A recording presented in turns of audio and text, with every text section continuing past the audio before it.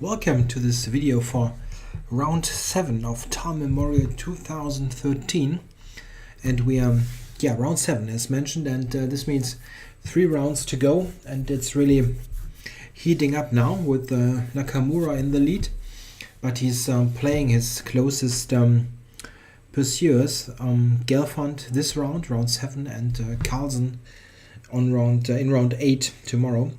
So let's have a look at round 7, and let's see which game should we start with. Let's start with Mamedjarov against Anand, and we get a Slav and here semi-Slav, one of Anand's main defenses against 1d4 for his whole career. Actually, he's playing this for like 25 years.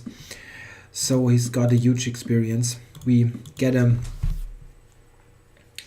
line of the anti-Maron, it's usually called, with Queen c2 early. Yeah, here black has a wide range of moves that he can play. One of the main moves is capture. To capture, actually, it's quite a good alternative, and then let's say a6 or c5. There are many ideas. Black can also play the instant e5, or he can play a6. There's a ton of moves, and in fact Anand played e5, which is a bit of a shame actually, because e5 leads to the type of game that you don't really like to see as a spectator. White now captures and plays e4. This is the most testing way to play. White can capture here and get to an isolated queen's pawn position, but the problem is here at the moment black is threatening to take, so probably white should exchange. Here the slight problem is that both the bishop and the queen are not positioned well. This bishop likes to be on e2 and possibly f3 to pressurize the pawn. On d3 it just blocks the d file, and the queen on c2 actually isn't so great as well, because it is quite likely that black will put this bishop somewhere, not quite sure where, and then rook c8, and then the queen is on a bad file here. So this is not such a great isolated pawn position, and white plays e4. This now leads to mass exchanges in the center. Takes here. Yeah, in fact, if white would capture here, black has more than one good move. This is one of them. Here, something like this.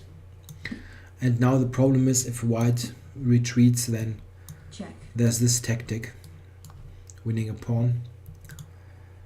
White capturing on d5 is actually the best move. This has been established, but it also is a kind of position where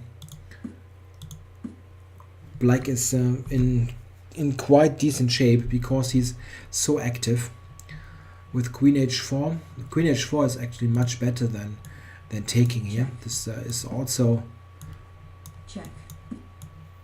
A typical idea, but in this position, after let's say rook d1, not the only move but a good one, it's simply that white has got 2 bishops in an open position and the d pawn. And what he played, this is actually stronger. Threatening mate, threatening the knight. It needs to retreat. And then queen h5. This is just much more active. Black now intends to simply grab d5, possibly after some preparation, or knight to b6 and then take it. And if this is exchanged and there's nothing concrete for white, it's just very drawish. Mamedjarov played in this way, which is also known here. And black simply exchanges further, because he is hoping that he will get the d5 pawn anyway, and probably this hope is justified.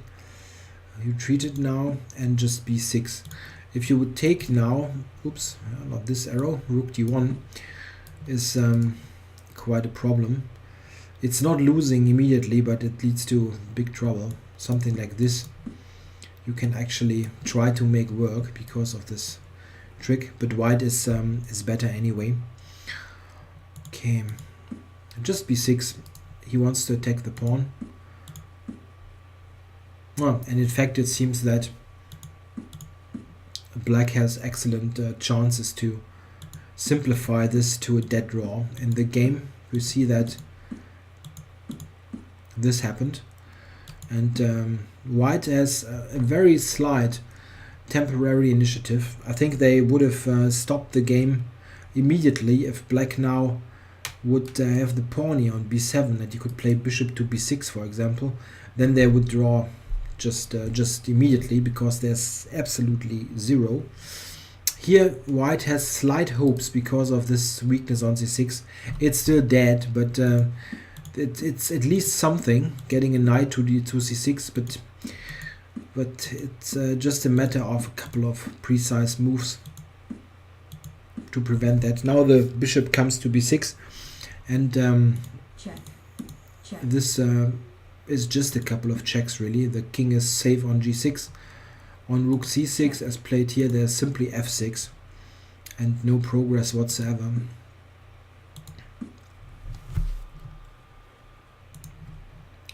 Yeah, after some more moves and further exchanges, yeah, this is a little trick, but it's not winning a pawn. At the end white gets it back.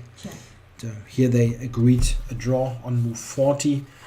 Yes, this line with e5 is in fact a slight problem for white. If you want to fight for something in this line, e5 is causing you some trouble. This setup with bishop to d3 instead of bishop to e2, in fact, if we just go to this, just here white can also play this move, and after this e5 is a different position, simply because here there are moves like rook d1 for example, and you simply have a better piece setup to combat the isolated pawn. This is not possible with the bishop on d3, but the bishop on d3 has some other points. But bishop d3 e5 is a very principled way for black to just try to kill the game and just make an instant draw, which is not too attractive to watch, but it's if you need to draw with black, it's a good line. Okay, let's go to Karjakin Caruana next. And I must say I will go through this rather quickly because this game is unbelievably long. We have a Rui Spanish opening, and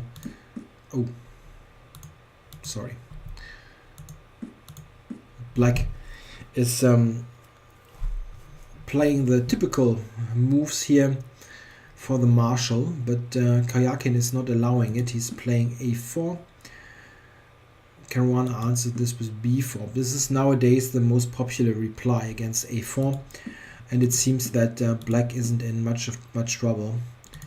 Knight a5. This is important. Before knight c4 is played, black plays this move himself, winning a tempo. White wants to preserve the bishop, and after c5, black has managed to make use of the c pawn, which is very important. Quite often, this setup is problematic in the Rui or in e4, e5 openings in general, because this knight on c6 isn't such a great piece anyway. You often like to regroup it, like in the Briar, you regroup it this way or get it to the king side, and you would like to use the c pawn. It's blocked at the moment, and this is why knight a5 and c5 is such a popular maneuver, like in the Chigorin line for example. Black gets the c pawn working immediately. We see in this game that here he quickly gets to play f4, and I would like to advance a couple of moves to get to a certain structure. Yeah, black is trying to get the a5 pawn, and he does, but white gets the a6 pawn. Yeah, I was aiming at this structure. This is a structure that favors white. The only question is how much. It favors white because his pawn structure is somewhat stronger. c5 is a possible weakness, and also d5. So white has chances to use those squares, those weaknesses. All those squares are weak, while white has no such weakness. What black can try to do is knight g6 to f4 is one idea, but white will always have nicely positioned pieces. We see here the bishop is very strong. It's always putting some pressure against f7, and yeah, here's black's counterplay with the knight, and white. I keep hitting this bloody button.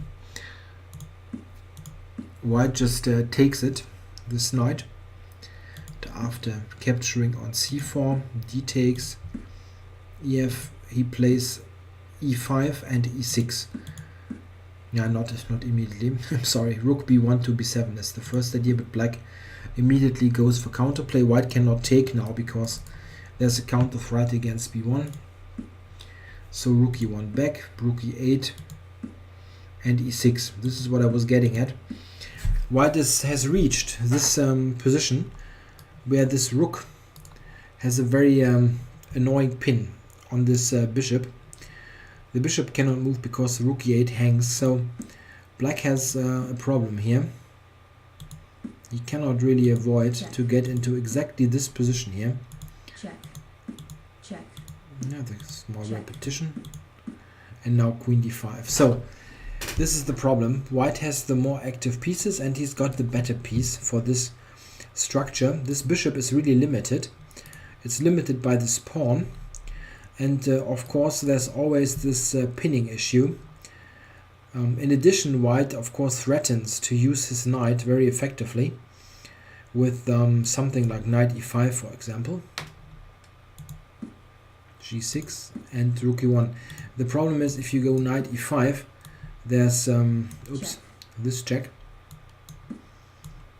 Yeah, this kind of stuff is just a perpetual. This is why he dropped back to e1. It doesn't really change much in terms of the structure.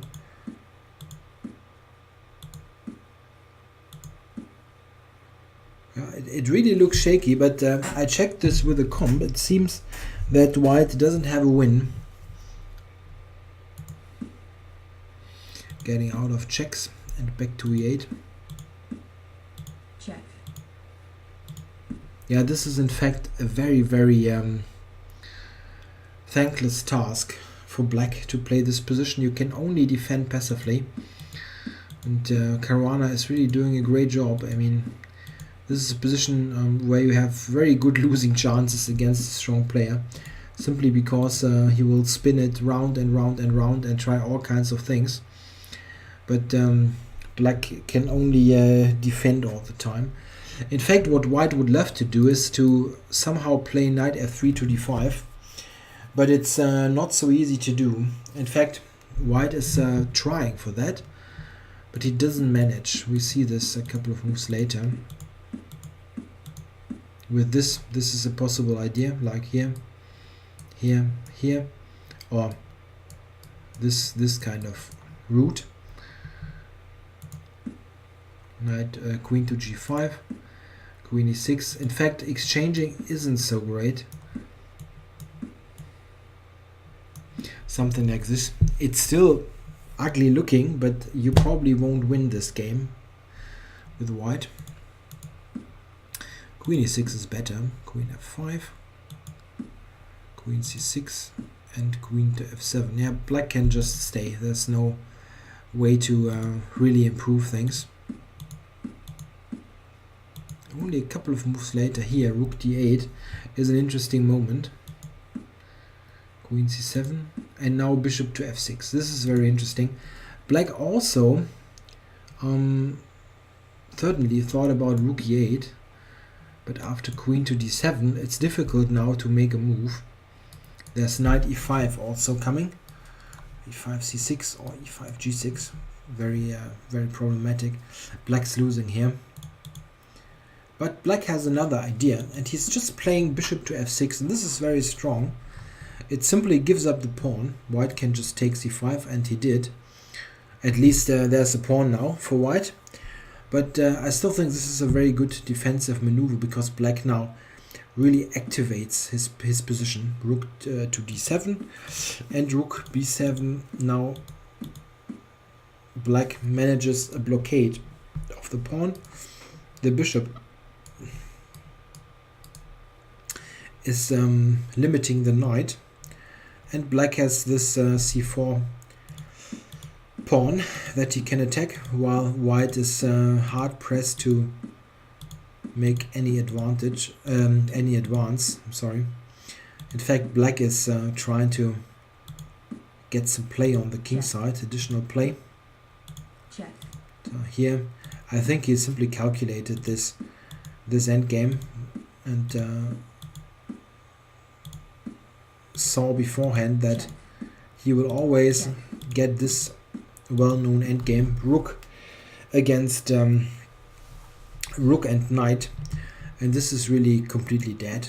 I mean, rook bishop against rook is slightly tricky, especially with little time, but against the knight you really need to make multiple mistakes to lose, or really a big one, like blundering the piece. Well, they played this for a while. I'm not even sure how many moves. It's really not a big deal. Shouldn't analyze this now.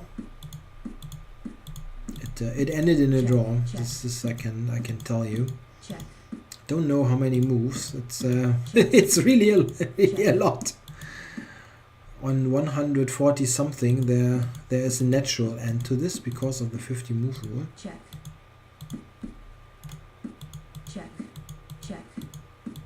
Yeah, with the knight it's really pointless. You cannot really make anything out of this. Yeah, probably they played it all the way through. No, now here's the draw. Very long game. Yeah, and a game where, of course, Karjakin was always pushing. Something like this is really a good position for white, and very difficult and requiring lots of tough defending skills to really hold it, not to lose. Very good job by Caruana. Yeah, a draw after all. Yeah, let's check Carlsen against Morozevich. Carlsen certainly, with white getting close to the end of the tournament, must try to win against Morozevich, who is not in exactly great shape. And we see a Caruana on the board. And Moro plays knight to d7. This is the somewhat old-fashioned, is not a fair description. This has been in fashion starting from the late 80s, because Karpov was playing it with lots of success, following here with knight to f6. Nowadays bishop f5 is by far the main move. This always has been the main move, really, even back from the 70s, but bishop knight d7 was was in fashion for a very long time. Okay, but now Moro is playing it, and it is actually quite widely known, established, whatever, that white's try for an edge mostly is connected with the move knight g5, which looks a bit strange, to be honest, but it has some points. One sneaky point is that h6 is answered by knight to e6. This actually happened to me once in a blitz game. I will always remember that. Because with black, I didn't know this trick, and when I was a kid, really, and this guy played this against me in a blitz game, and I was totally shocked. It leads to a nice position for white, something like I don't know, the check or queen to b6. Black needs to move the queen, of course, and then white just takes. It has a position where he just enjoys the two bishops. It's not lost or anything, but it's just a nice exchange, and this piece isn't so great. Okay, but Carlsen played c3, which is pretty much unknown. I didn't know this move, at least. Knight f6, and now he took. and played bishop d3. Okay, I see that he probably wants to make it difficult for black to play bishop to g4. Let's say if you play knight f3, bishop g4 is probably already equal. It's very hard to believe that this should be anything for white. After h3, black can even take and play a move like queen d5, and this is really nothing. This structure, it's the two bishops, but black is so solid, it's very hard to make anything out of this. Yeah, but Carlsen played bishop to d3, preventing bishop f5. Oh. And bishop g4, I mean, it's a bit into thin air, so this isn't so great. But Moro just played queen to d5, and this looks quite good. It's attacking this pawn. And also prepares bishop to f5. So if white plays a simple move like this, black can decide between bishop g4 or bishop f5. And both looks like it's nothing great for white. He played f3, bishop f5, and knight to e2. And okay, this is once again one of those openings where Carlsen really is playing in a very non-theoretical fashion and just tries to play a game. But look at this. Yeah, it's a small tempo. White takes now. Knight d5. Black just wants to exchange pieces and get a draw. But it's not a bad thing to draw against the world number one. g3 white played, e6, and now black just took here, and queen d5. So after 14 moves, what is this? It's just completely equal. Moro has equalized very easily, actually. He got rid of a couple of pieces. You can always play or check the move bishop to d6. Sometimes it can be tricky. But this is one thing. Black might even castle long. And in the game, after this, here, black got this move in and has absolutely no problems. We see that material is completely equal, and it's also a completely symmetrical pawn structure in terms of majorities. 3 against 3 on both sides, and unless there is something extraordinarily happening in a tactical way, then this is just very drawish. And in fact, after a couple of moves, check,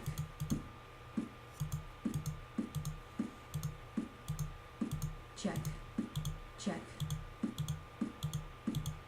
Oh, I didn't even know that they played this out so long. Ah, okay, now I remember. We have got a queen trade even. And now this is just a dead draw. Check, check. Black doesn't even need to be cautious. I mean, it's just dead. Queen side is closed, and now we have some pawn push here. And after h6, the draw was agreed. So in fact 47 moves, but we also, as you can see from Moro's time spent, it was a very easy draw for him. And once in a while, I'm really not sure what Carlsen is doing in the opening. I mean, this looks like really absolutely nothing. I understand that he only wants those kind of playable let's get a game positions, so he's not the kind of person like, let's say, Topalov or Kasparov, who really had those very deep tactical opening prep to get a sort of, let's say, if you compare it to tennis, it's a kind of serve and volley approach. Try to really serve very hard and win with the first volley within 25 moves, something like that. This is not Carlsen's game, but sometimes he plays the opening let's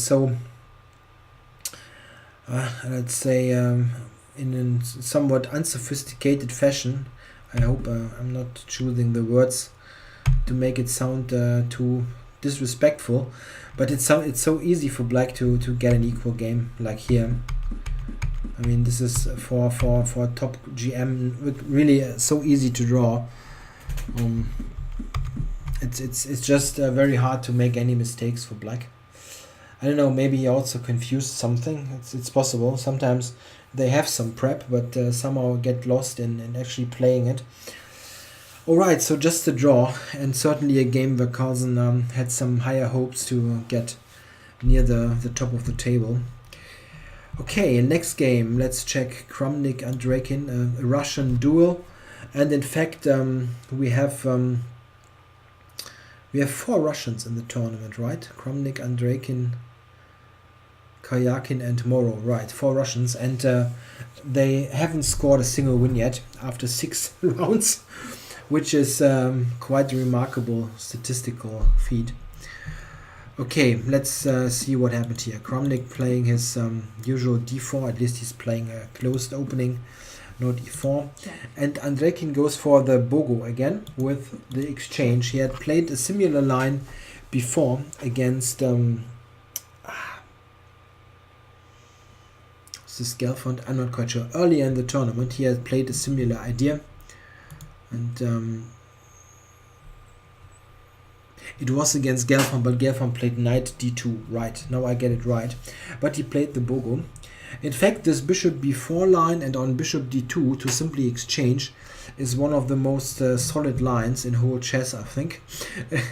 It has been championed by Swedish endgame legend Ulf Andersson, and he has played this like dozens of times, and really rarely ever lost a game. He lost against Karpov one game, but he drew lots of games. And this is also a line that Carlsen has played quite a number of times. The idea of this exchange on d2 actually is to get a good post for the queen on e7. Quite often you have a problem in those slightly passive queen's gambit positions that you don't know where to put the queen. On e7 you often have the bishop, and e7 is actually quite a good square, because quite typical for later structures is that the c and d file get opened. You have some exchanges here, and then the queen on e7 is actually well placed because it's not in the line of fire of any rooks. So black plays first this, and now queen e7 as mentioned. Now queen e3. This is interesting. One idea is to use the queen on the third rank, but it's also preventing the instant e6 e5 move. Yeah, black knight took and played knight to d5. The idea is to still play e5, but first of course ask the queen, where do you want to go? If white played now queen to a3, which is okay certainly. Where else, if you go to c1 for example, there's the instant e5, and this can easily lead to a complete equality, something like this. Is really I'm sorry, not too inspiring for white. It's very drawish. One point is that these pawns really do a good job in blocking the bishop. Yeah, Kramnik played queen a3, which is not a bad move. I mean, you get the queens off, and in the meantime you have the time to play e4. So it's a position where certainly, if you look at this, a5 wins some room on the queen side. Get to a position where, like here,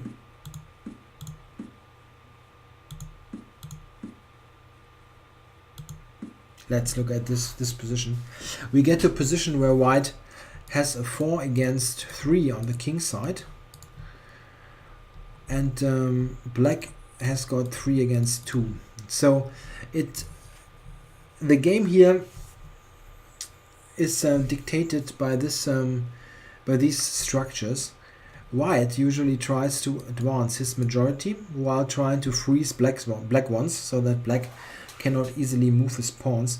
In fact, this is also what makes this position slightly more comfortable for white. I believe black has a hard time to move any of those pawns. I mean, you hardly can play this one, for example, because you weaken b5, d5 and everything, besides the fact that it blunders a pawn. I mean, black really cannot, even after preparation, move any of those pawns. Well, white can play e5, h3, g4. It's just easier. But okay, let's see what happens. Played rook to d8, making it possible to develop the bishop. h3, rook d2, and bishop e6. So black has a solid position, no doubt about that. I mean, I'm not saying that black is in big trouble. I just say that the structure actually should favor white very slightly. Not significantly, but it should be a shade better for white. But in fact, in this position here, it's not so easy to make a concrete plan. Kramnik first made some slight prep moves. Played king to f2. Knight a4. Black has got some counterplay. Rook to c2. And knight to d7. So what should white play now? I think he has a wide range of possible moves. One good move is knight d4, for example. I can put it on the board. Or you can also play g4, trying to mobilize your pawns. But in fact here, Kramnik had 27 minutes on the clock against Andreikin with 8 minutes. Here Kramnik played the move king to e3, and this is really one of the worst blunders that he probably has made in quite a long time, because this move is quite easily refuted by a simple sequence of moves. Black plays bishop b3. It's really curious what he overlooked here, I was saying, because it's really simple to see. I'm not saying that I wouldn't play nonsense moves once in a while, but it's Kramnik. I mean, he's a very good calculator. And the problem with this king e3 is simply, look at this. This is what black played. This rook is attacked. It cannot go here. It cannot go anywhere. Just to c1. This was played. And then knight to b6. And this is not a spectacular move. And this is already over. Knight c4 check is simply, it's just deadly. You have no way to keep this together, this position. Knight c4 is a big threat, and the exchange of this rook also means that b2 is falling. And in fact, king e3 is really a double question mark move, because black is winning straight away now. There's absolutely no way to not lose here. For instance, if white would exchange, rook takes, there's still this threat, but also the capture. And there's absolutely no way to defend it. It's just lost. White loses the whole queen side. In the game, Kramnik played rook to d4, but now c5 was just a good concrete move. Check. Took on d8, and now black is invading with all his pieces and wins the whole queen side. Yeah, Kramnik is continuing a bit, but this is quite a mighty force. And it's really just a couple of moves, probably because there was little time left. But just in a couple of moves. So here he actually resigned, and this means this is Kramnik's third loss in this tournament. He hasn't won a game, and he's on last place now. Sole last place for Kramnik. Really amazing. This must be the worst tournament, probably, I'm not quite sure, since the mid-2000s probably, when he was having some more serious health problems, and really had a big rating drop, and but he regained everything and was actually playing probably the best chess of his career, close to that at least, maybe, compared to 2000 when he beat Kasparov, when he just a couple of months ago was very close to being the challenger again against Anand, and he also played excellently in the London Chess Classics, but he's just in a disastrous form here, overlooking this here with king e3, just blundering against this bishop b3 and knight b6 trick. That's really a trick. It's just, I don't know, sometimes you really are in bad shape. Okay, but let's go to the final game of this presentation, and this is the game between Nakamura, leading the tournament with +3 before this round against Gelfand. The funny thing, by the way, is that Nakamura has from the first 6 rounds he had played 3 whites, 3 blacks, and he won all 3 black games. And with white he just got 50%. Okay, so let's see what he's doing here with white against Gelfand. We got in fact an open Sicilian, so Nakamura is willing to battle the Sveshnikov. Not many people nowadays are willing to do that. The Sveshnikov has an excellent theoretical status at the moment, and white very often plays especially the Rossolimo. But okay, we got a Sveshnikov, and this is the absolute main line of the Sveshnikov. And of course it continues much longer. Here white has a principal choice between knight to d5 and bishop takes f6. Nakamura actually played bishop f6. This is a sharper move. Knight d5, bishop to e7, takes. And now, yeah, c4 is a popular move of recent times. But white can also just play c3, the classical line where he slowly maneuvers. But black is in very decent shape here, theoretically.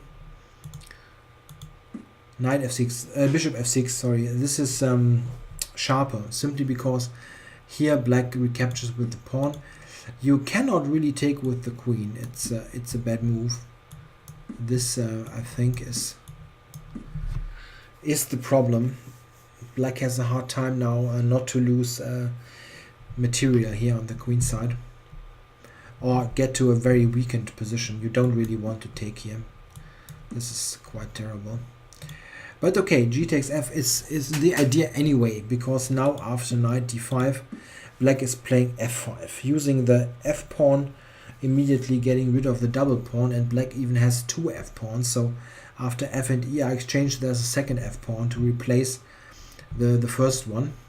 This is a very well-known theoretical position, one of the absolute main positions of this opening. And in fact, Nakamura now played a very rare line. He played c4.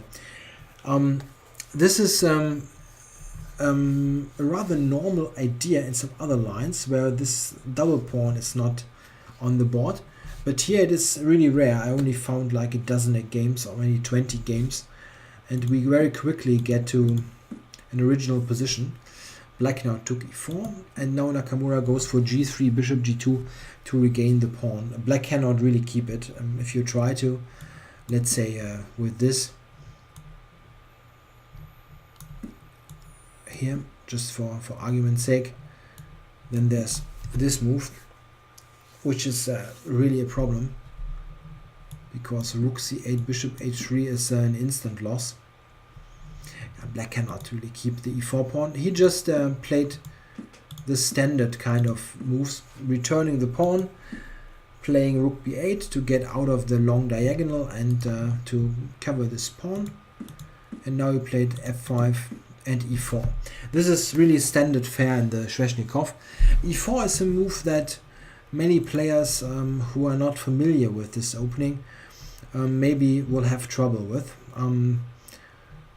Or let's say trouble playing it, because e4, it gives up those squares. Not e3 necessarily, but e3, if you don't play this pawn, then after, let's say here, let's for example, black can play f4. This is why this e4 move by Gelfand gives up e3, as I call it, because now both knights have really excellent posts. But what is the positive side of this move? Of course it has one, and it is of course that this bishop is exceptionally strong. This knight gets a good square, and this bishop is limited. So e4 in fact is a good move. It's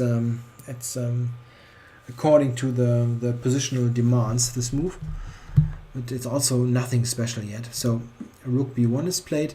Here white could actually think about just giving up the exchange. It's a possible idea. If black takes it, for example, White still has got those very nice knight outposts, and probably it's not quite enough for an exchange, but it's also not a terrible idea. He played just rook b1, which after queen a5 is a temporary pawn sack.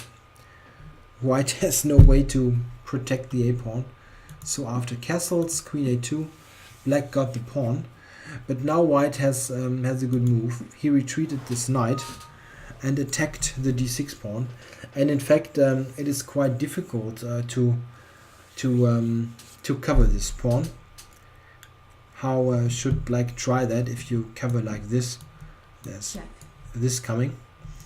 And of course this is threatening anyway, so black is covering the square, but gives away d6 in the process. So how to assess this position? I think it's probably around equal. Black has got two bishops, always nice, but white has got nicely coordinated pieces, and he's got the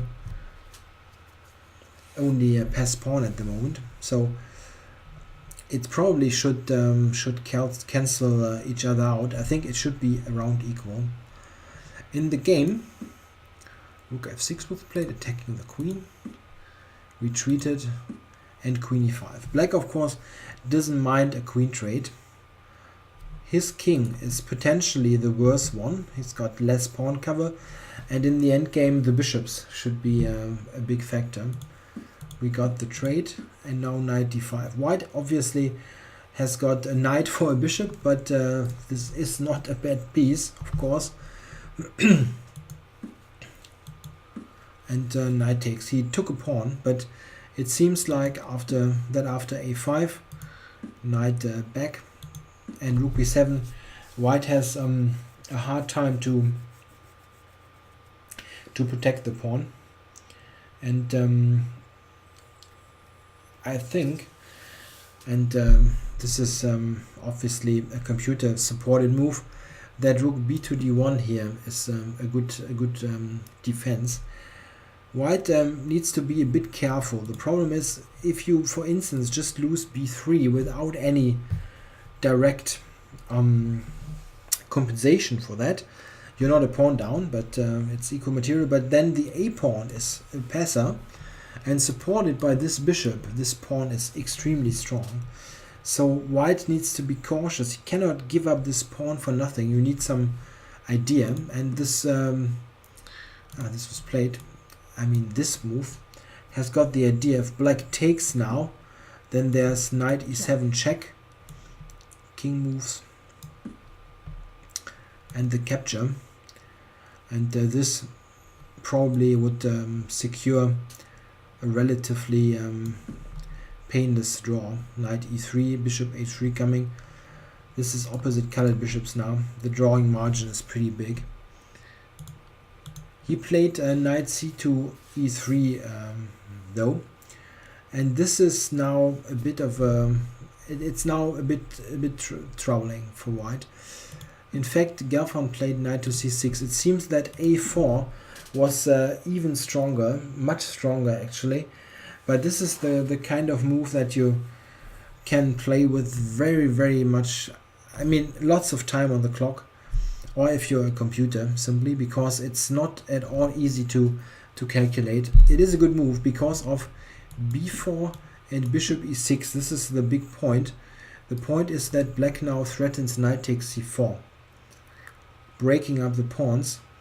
And here white doesn't really have a great move. It's really a weird position.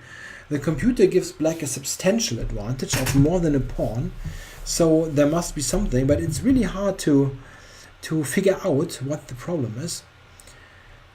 At the end, it's probably a case of white not being able to keep the material together, needing to return a pawn, and then you're playing against the bishops without any comp. The a pawn is of course very dangerous as well. The computer line, for example, is rook d1 here, a3, let me look it up, a3, bishop h3, rook to f8, covering this, c5, a2, and black has a clear advantage. Knight c2, knight c6. Intending to take on d5, take on b4, and at the end promote. This is really lost now. I mean, this is even analytically understandable. But to see this a4 move here, I mean, Gelfand obviously saw the move. He did consider it, it's clear. But to calculate this and assess this as better for you, it's really a bit of a difficult task. But knight c6, it's not a bad move. It just doesn't seem to keep that big an advantage. c5, black gets the pawn back, of course. It wasn't possible to keep it. And now knight b6, and I think this is a slight mistake. It helps black a bit. Here he could have played a rather thematic sequence of moves, and this is what I was getting at. This is a move that you need to be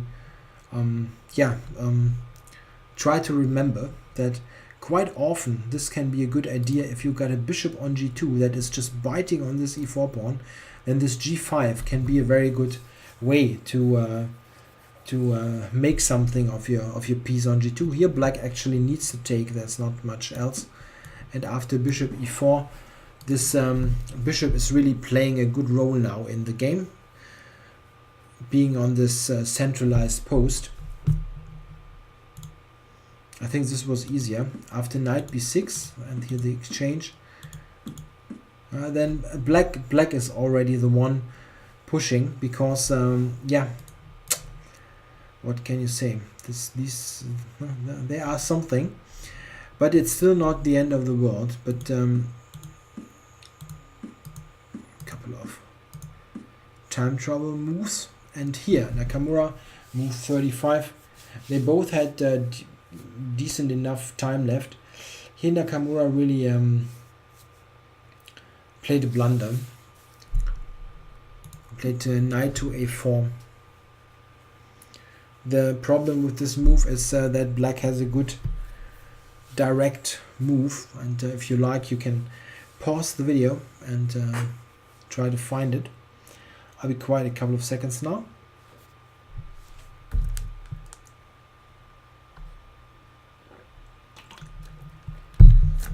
Alright, so it is e3, very strong. White has no choice, cannot move the pawn, and you need to take it. Check. Check. And now we see what's happening. This king is in the crossfire of the bishops, needs to go to h3, and this now, after the trade, is excellent for black, simply because this king is just such a it's just very endangered here. I mean, just have a look, this kind of stuff. Oops. Not that far. Like this is a check, but it can easily be a checkmate very quickly. If white plays a nothing move, I'm not quite sure what the nothing move is here. Like this, for example. This gives away c5. It's not so easy to make a nothing move. This one. Yeah, maybe this one. Then knight g4 is really winning almost. This here. Yeah, white played knight c3 and bishop f3. I think it's really lost now. Allowing this e3 move was giving the game away, and here it is lost. In fact, there are many ways now to make progress. This, in fact, is a mate threat, even with bishop g5 mate at the end. So let's say here, yeah, for example, knight g4. What are you doing now? Check. Just want to put this mate on the board. Quite nice. This is the threat now, and white really has no way to defend. There is nothing. Okay, I forgot one thing. Instead of knight c3, knight b6 was somewhat tougher. But it's already really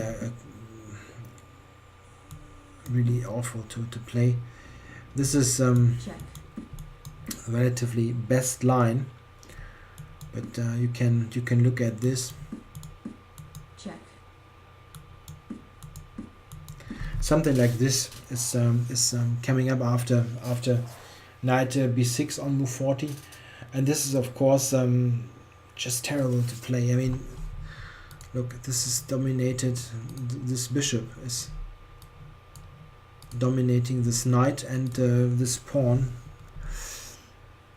He got the space advantage. The king is still in trouble, slight trouble. Yeah, black is clearly better here as well, but it's probably not immediately winning. After knight c3, bishop f3, it's already if you want to go to computer terms, like -4 or something.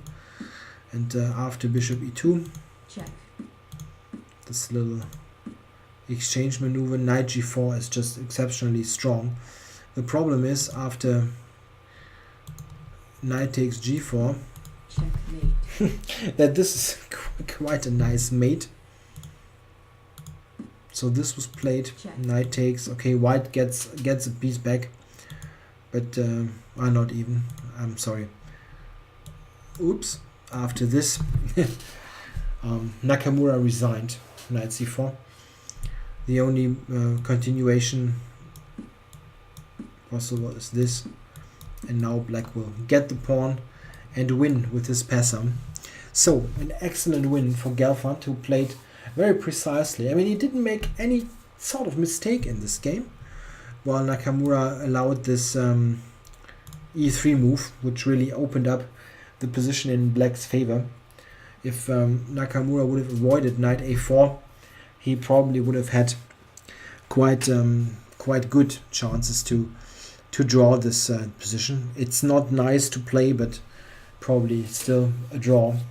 So Gelfand taking the lead, the oldest participant, with he's 44 or 45, I think 44 years old, and he's playing the best chess ever that he played. It's he's, I don't know, 2770 or something now, which is really amazing. So it really shows that even if you're in your 40s, you can still improve. And but of course a bad day for Nakamura, who with 3 wins is black, with white now is on -1. And yeah, simply wasn't such a great position to play. Maybe not the best preparation. I must say that I have a slight problem to point out a white setup here, because I only have some experience of this opening with black. I always liked black because you have pawns in the center, you have 2 bishops, you have a safe king. White has got positional ideas. He has squares, of course, for his pieces, but it's look like these squares. Oops, I'm sorry, f4 and d3. I mean, but I always liked black because, yeah, well, I'm a bishop pair addict and I like pawns in the center, so I always liked black more in this position, which is a personal preference, not an objective assessment. Alright, so after this round, Gelfand in the lead, followed by Nakamura, and after that there's Carlsen, Andreikin and Mamedjarov, and we've got Carlsen against Nakamura tomorrow. Maybe in the current state of affairs, Naka is better off with black after 3 black wins in a row. But anyway, this is Carlsen's big chance to get something going in the tournament. He really needs to win. With white, he needed to win today as well, and played a non-game against Moro. But you never know, maybe he also wasn't feeling too well. I don't really know. Okay, so thanks for watching and listening. I'll be back with round 8 coverage tomorrow. Thanks and bye.